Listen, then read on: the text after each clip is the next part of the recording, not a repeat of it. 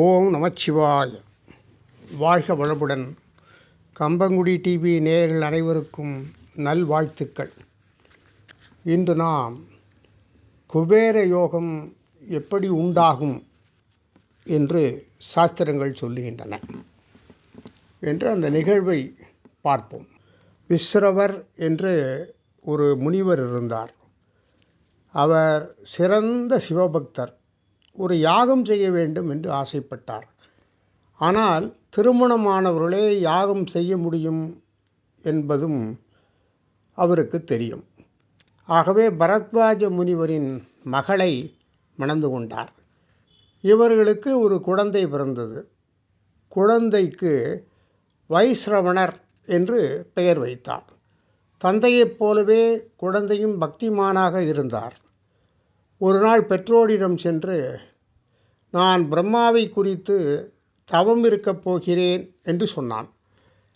அவர்களும் அதற்கு சம்மதித்து மனதார அந்த குழந்தைக்கு ஆசீர்வாதம் கொடுத்தார்கள். வைஸ்ரவணன் அமைதியான ஒரு இடத்துக்கு சென்றான். கடும் தவத்தில் மூழ்கினான்.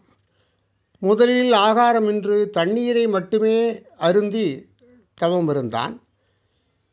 பிறகு தண்ணீரையும் தவிர்த்தான். வெறும் காற்றை மட்டும் சுவாசித்து தவத்தை தொடர்ந்தான்.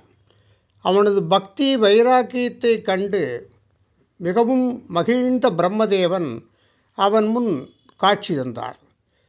உனக்கு என்ன வர வேண்டும் என்று அவனிடம் கேட்டார்.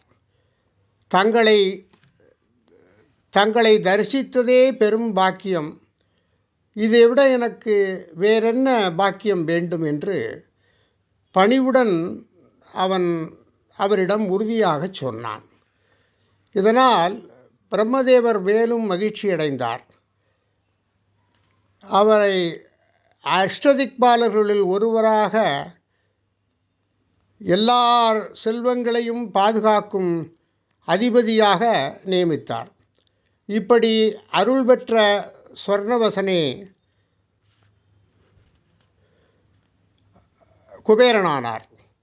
தீபாவளி தினத்தில் இவரை வழிபட வறுமையில் இருந்து நீக்கம் அடைந்து வாழ்வு வளம் பெருகும் என்ற நம்பிக்கை எல்லோருக்கும் உண்டு. அப்படி அந்த நம்பிக்கை கண்டிப்பாக செயல்படும். ஆகவே இவரை வணங்கி நாம் குபேரனுடைய அருள் பெற்றுக்கொள்வோமாக. வாழ்க வளமுடன். ஓம் நமச்சிவாய.